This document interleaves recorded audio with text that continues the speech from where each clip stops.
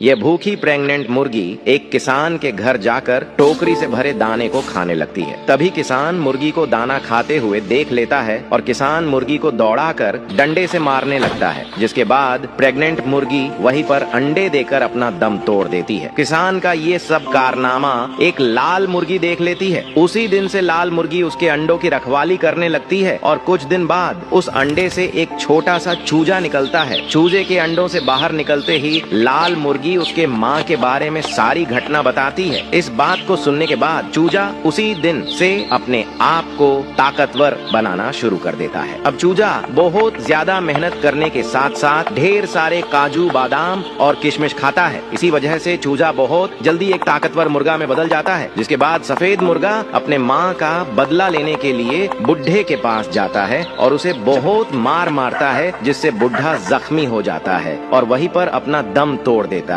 फिर भी अभी तक किसी ने मुर्गा के लिए एक लायक भी नहीं किया।